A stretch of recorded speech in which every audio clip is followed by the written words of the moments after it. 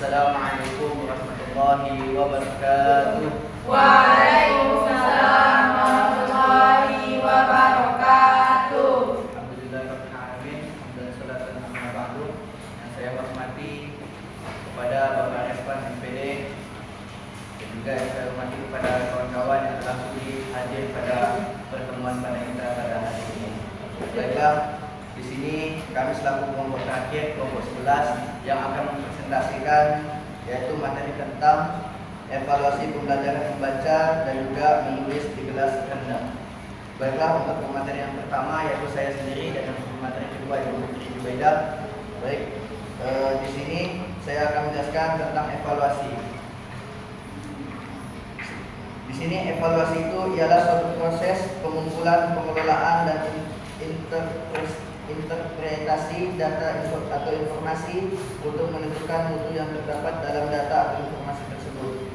Jadi sebelum kita mengetahui lebih dalam tentang evaluasi membaca dan dengan evaluasi menulis, kita harus mengetahui dahulu tentang apa itu sebenarnya evaluasi.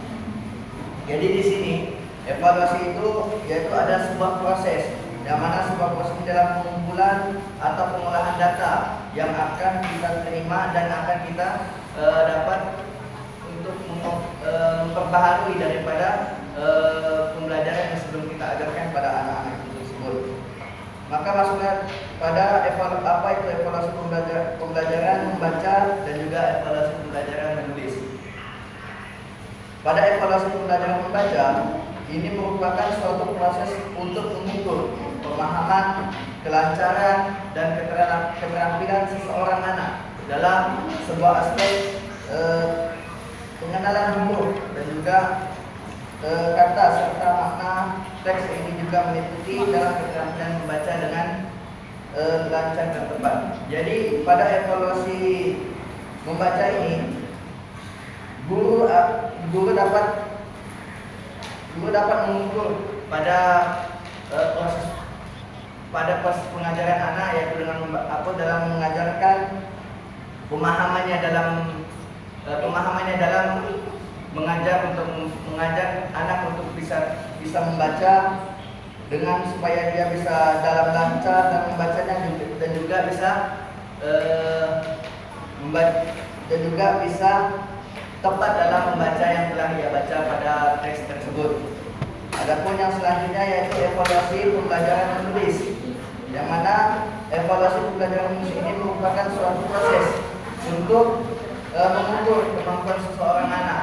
Jadi pada evaluasi pembelajaran ini merupakan suatu proses, yang mana suatu proses ini dapat mengukur pada seorang anak. Guru dapat mengukur dalam pembelajaran seorang anak dalam mengekspresikan dan juga informasinya secara tertulis meliputi keterampilan menulis huruf, ejaan, tata bahasa, dan keterampilan dasar dalam menulis lainnya dan juga menulis lainnya.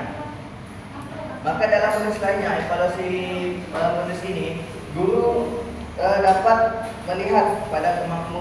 mengukur atau melihat dalam kemampuan pada anak tersebut, baik itu dari tulisannya, baik itu dari ide pikirannya dalam untuk menulis supaya ia bisa menulis dengan rapi dan juga bisa menulis tidak salah-salah. Karena kan anak itu pada kelas rendah ini biasa ada anak yang menulis huruf B, dia menulis huruf lainnya seperti huruf C atau lain sebagainya atau huruf D.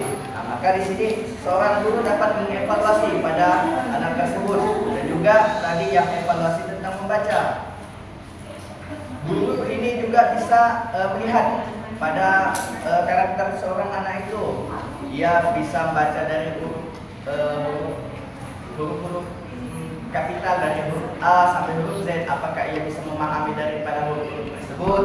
Nah, dari situ guru bisa mengevaluasi daripada seorang pendidik atau dari seorang anak tersebut. Dan juga selanjutnya di sini saya akan jelaskan tentang jenis-jenis evaluasi. Adapun jenis-jenis evaluasi di sini ada dua macam. Yang pertama evaluasi membaca dan yang kedua ini ada evaluasi menulis.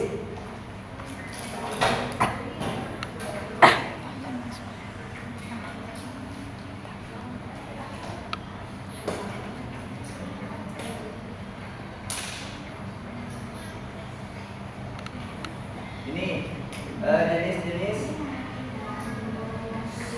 jenis-jenis evaluasi.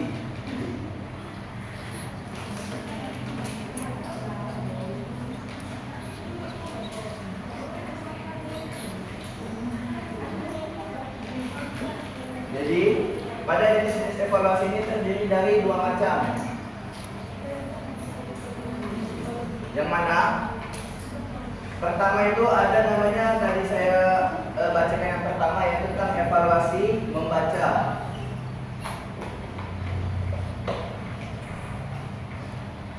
Dan yang kedua yaitu ada evaluasi menulis. Dan juga pada evaluasi membaca ini terdiri lagi menjadi dua macam. Adapun yang pertama yaitu evaluasi proses. Evaluasi proses. Dan yang kedua yaitu ada evaluasi produk.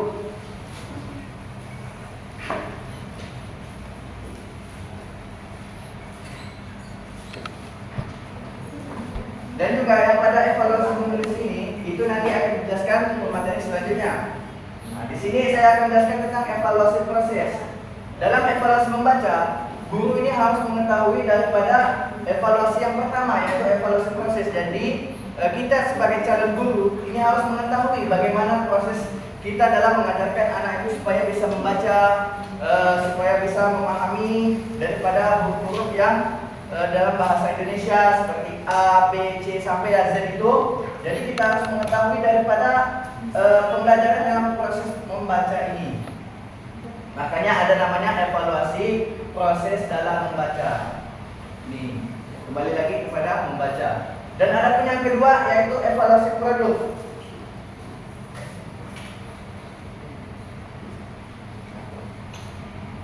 Pada evaluasi produk membaca ini itu penilaian terhadap hasil akhir pada anak tersebut dalam proses membacanya.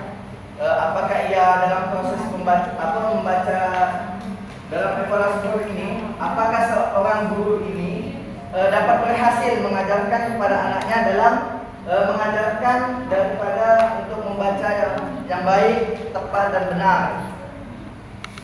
Yang mana pada sejauh ini pemahaman dan pemaknaan terhadap teks yang telah dibacanya itu dapat diwujudkan dalam bentuk produk dan juga output tertentu. Maka pada fokus evaluasi ini bukan hanya pada proses membaca saja, tapi ia juga pada hasil konkret yang dihasilkannya. Jadi itulah tadi pada jenis-jenis evaluasi. Yang pertama tadi itu ada evaluasi proses, dan yang kedua itu ada evaluasi produk pada evaluasi membaca. Dan setelah itu ada materi selanjutnya. Baiklah, itulah tadi pemaparan materi saya yang pertama tentang evaluasi membaca dan evaluasi menulis, dan juga jenis-jenis evaluasi pada membaca. Baiklah, untuk materi selanjutnya kepada Fitri Jubaida saya persilakan. Baiklah, materi juga akan disampaikan oleh saya sendiri. Misalnya ada jenis-jenis evaluasi dalam evaluasi menulis. Dalam evaluasi menulis terdapat 5 jenis evaluasi yang dapat kita gunakan sebagai calon pendidik. Yang pertama adalah evaluasi formatif.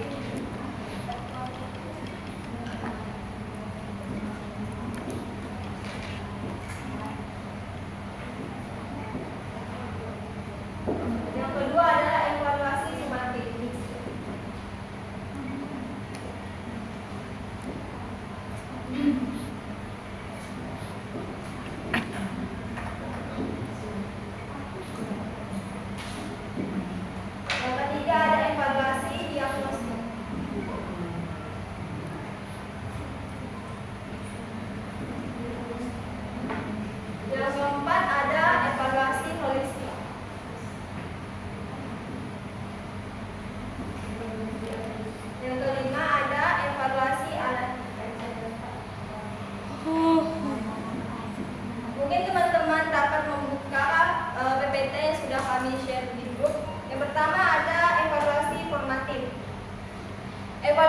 formatif ada penilaian yang dilakukan selama proses pembelajaran untuk memberikan umpan balik dan memperbaiki metode pembelajaran.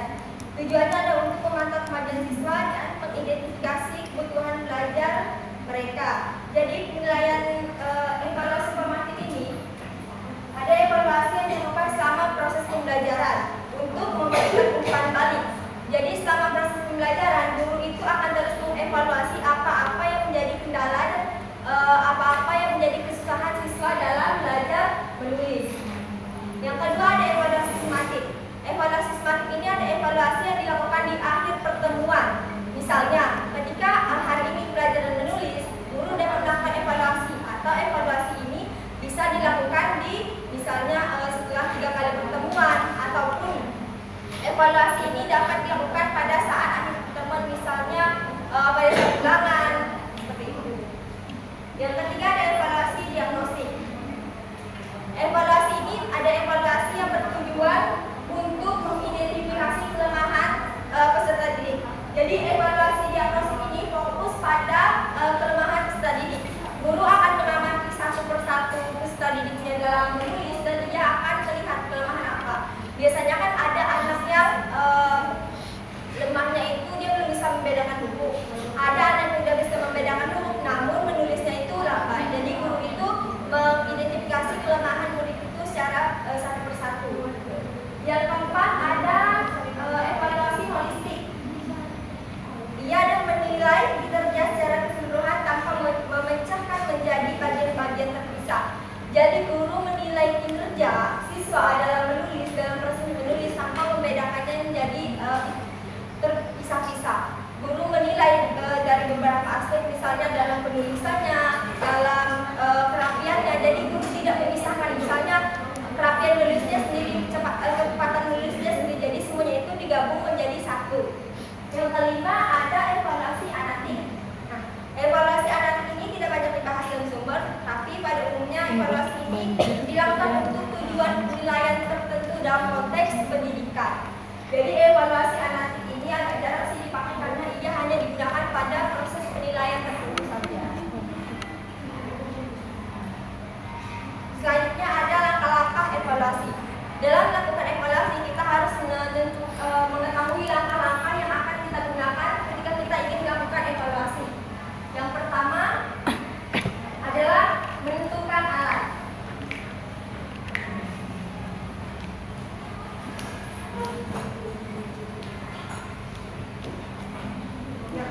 Menentukan alat adalah bagaimana kita menentukan alat atau media yang akan kita gunakan untuk melakukan evaluasi.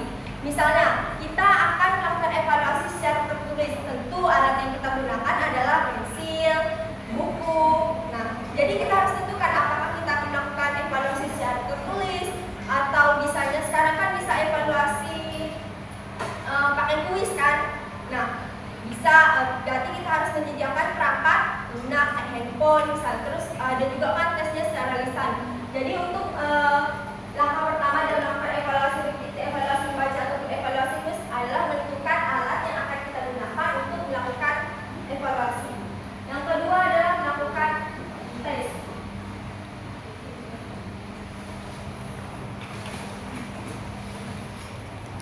Setelah kita menentukan alat yang akan kita gunakan saat kita melakukan evaluasi, selanjutnya kita ada menentukan tes.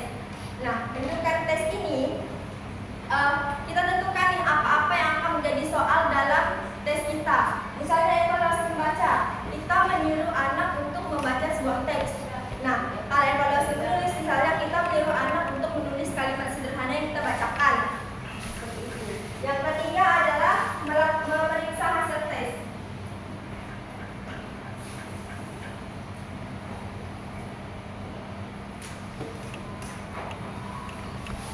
Setelah kita menentukan alat, kita melakukan tes dan anak-anak sudah mengerjakan secara keseluruhan, kemudian kita ada memeriksa hasil tes. Kita sebagai guru harus dapat memeriksa hasil tes anak dengan baik, tidak ada membedakan hasil tes anak ini karena anak ini misalnya anak guru dan sebagainya. Kita harus dapat memberikan nilai sesuai kemampuan anak. Jadi hasil tes ini tujuannya adalah untuk memberikan nilai terhadap kemampuan mereka. Jadi di hasil tes inilah kita dapat mengetahui, oh anak ini kurangnya dalam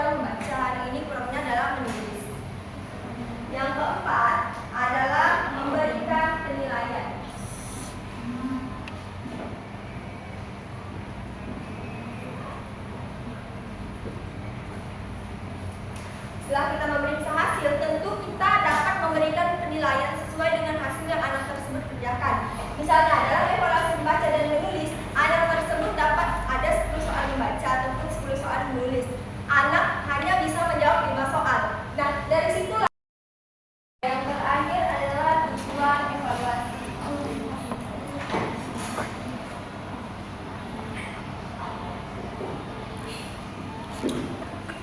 Apa sih tujuan kita melakukan evaluasi? Tujuan kita melakukan evaluasi terhadap peserta didik nilai dan tidak bukan adalah agar kita mengetahui di mana titik lemah peserta didik dalam memahami materi kita, atau apa sih yang belum dia pahami sama materi kita, kekurangannya di mana. Dan setelah kita mengetahui kekurangannya sama belajar, kita tahu nih, oh ini yang harus diperbaiki. Misalnya si A dalam proses pembelajaran dia lebih ke membacanya lancar, sedangkan menulisnya kurang. Dan si B menulisnya bagus, membacanya kurang. Jadi kita tahu nih titik lemah kedua anak ini, dan kita tahu mana yang harus diperbaiki dari kedua ini. Mungkin sekian yang saya sampaikan, saya kembalikan kepada moderator. Baik, itulah dari hasil pemaparan materi dari kami, yaitu tentang evaluasi pembelajaran, baik itu evaluasi pembelajaran membaca dan evaluasi pembelajaran menulis. Nah, baiklah, untuk selanjutnya yaitu kami selaku presentator akan membawakan sesi tanya jawab bagi para audiens yang ingin bertanya tentang materi dari kami persilahkan. Saya. Baiklah, kepada Kak Sri, tadi sekali lagi Sri Listiana dan juga Mbak Rina Musbitasari untuk bertanya. Kepada Kak Sri Mulyani, saya persilakan. Saya Sri Mulyani, saya ingin bertanya mengenai tentang evaluasi membaca. Nanti di sini tadi saya tanyakan apa sih kendala dalam menjalankan evaluasi membaca dan apa sih cara mengatasinya. Bisa jadi saya.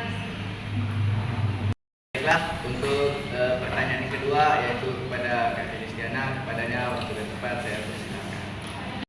Jadi saya ingin tanya, tadi kakak menjelaskan tentang evaluasi bagaimana satu anak yang tidak bisa baca tapi lancar menulis, terus satunya lagi lancar membaca dan lancar menulis. Nah itu tuh tanggapan kakak kayak gimana menghadapi anak-anak yang kayak gitu? Solusinya tuh kayak gimana biar setara dua-duanya gitu? Sekian, terima kasih. Baiklah, untuk pertanyaan ketiga kepada Mbak Rina Musbitasari, kepadanya waktu yang tepat saya persilakan. Baik, pertanyaan saya, kan tadi Kak Fitri ada menjelaskan tentang evaluasi menulis. Nah, jadi bagaimana sih seorang guru ini menilai kemampuan membaca dan menulis pada siswa kelas rendah menggunakan evaluasi holistik yang nomor 4? Sekian, terima kasih. Baiklah, untuk pertanyaan tadi dari Kak Sri Mulyani, yaitu pertanyaannya apa saja kendala dalam melakukan evaluasi membaca dan bagaimana solusinya ya? Di sini adapun kendala bagi seorang siswa atau kendala bagi seorang pendidik dalam membaca itu adapun ada 3 faktor. Yang pertama yaitu anak itu kurangnya dalam keterampilan dalam pengucapannya. Dia ini bisa juga dikatakan sulit atau susah dalam mengucapkan daripada ejaan dari bahasa Indonesia, tulisan bahasa Indonesia ataupun dan tanda bacaan seperti ada titik, koma, tanda seru dan tanda tanya. Adapun kendala yang kedua itu yaitu identifikasi kosakata. Di sini anak itu kemungkinan dia masih belum banyak menghafal atau belum banyak memahami atau belum banyak mengenali daripada kosakata dalam bahasa Indonesia. Adapun kendala yang ketiga yaitu faktor psikologis, yang mana dalam faktor psikologis ini seorang siswa itu atau seorang pendidik ini dia merasa dirinya itu kurang percaya atau merasa kegelisahan pada dirinya itu. Maksud kegelisahan ini dia tuh merasa tidak pede, berkata sekarang bilang tidak pede atau tidak percaya diri. dia dalam tidak pede itu, tidak percaya dalam diri itu dalam membaca. Nah, dari situlah dia bisa dapat menghambat dalam kemampuannya dalam untuk membaca. Itu kendalanya ada 3 faktor. Adapun solusinya di sini, solusinya itu ada 3 faktor juga. Jadi kita ini sebagai calon guru itu yang pertama itu kita harus berkontribusi atau saling berkomunikasi juga kepada kita sebagai calon guru dan juga kepada orang tuanya untuk untuk dapat memperkembangkan daripada membaca pada anak tersebut. Jadi kita harus mengingatkan kepada orang tuanya bahwasanya anaknya tersebut itu kurang dalam membaca, kurang dalam memahami daripada bacaan bahasa Indonesia atau penulisan bahasa Indonesia. Adapun yang kedua yaitu solusinya, yaitu memberikan pendekatan khusus dan jam tambahan untuk latihan. Ya, jadi ini seperti les privat. Jadi seorang guru ini bisa mengkomunikasikan kepada orang tuanya untuk mengleskan anaknya itu mengles privatkan anaknya itu untuk belajar membaca secara baik dan benar. Adapun yang solusi yang ketiga yaitu menciptakan lingkungan belajar yang kondusif dan menyediakan lebih banyak bahan bacaan. Jadi kita juga sebagai calon guru ini siswa itu terpengaruh dengan ciptaan lingkungan pada belajar. Maka kita sebagai calon guru ketika kita sudah di kelas, dalam kelas, maka kita harus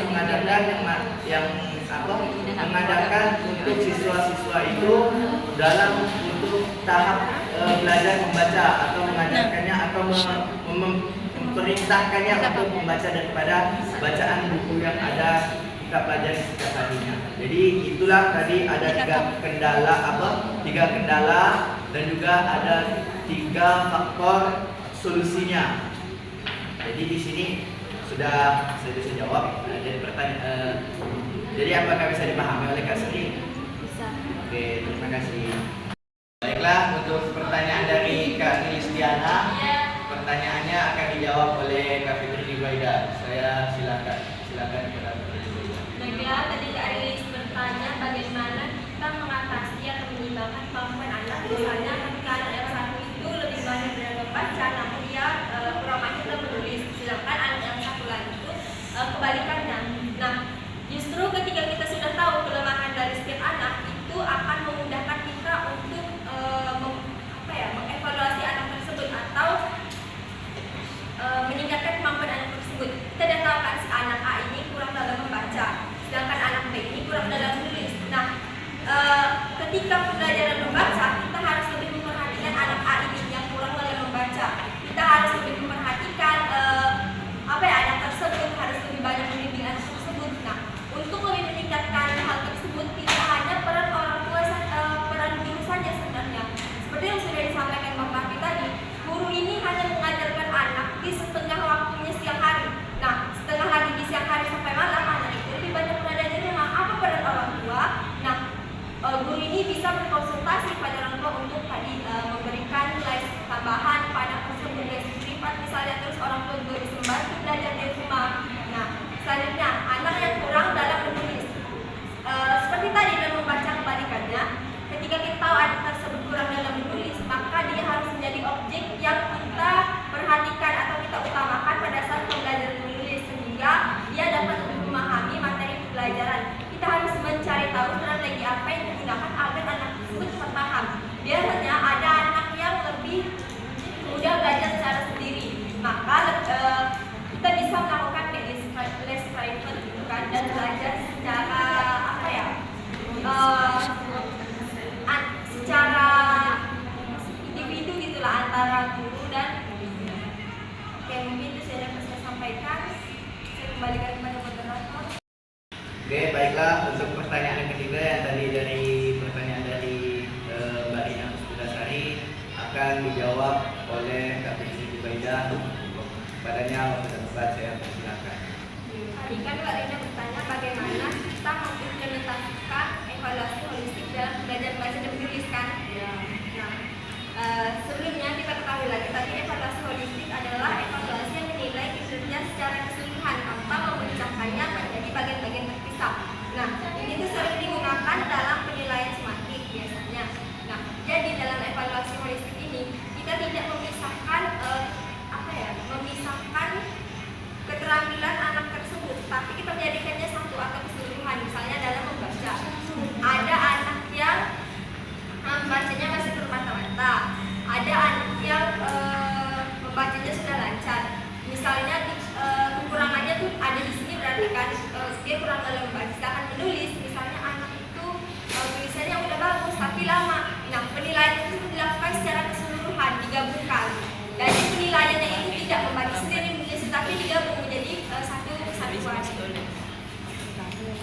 Baik, apakah bisa diterima oleh Mbak Rina? Ya, bisa. Terima kasih.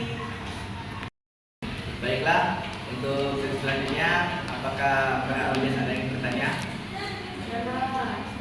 Kalau tidak ada yang ingin bertanya lagi, maka kami selaku presentator kami cukupkan hanya sampai di sini saja. Saya selaku moderator mohon maaf yang sebesar-besarnya apabila terdapat dari awal pemaparan materi dari saya atau pemaparan dari materi Kak Fitri Jubaidah ini terdapat kesalahan atau kesilapan atau ketidaknyambungan kami dalam memaparkan materi yang kami telah sampaikan. Kami akhiri billahi taufiq wal hidayah. Wassalamualaikum warahmatullahi wabarakatuh.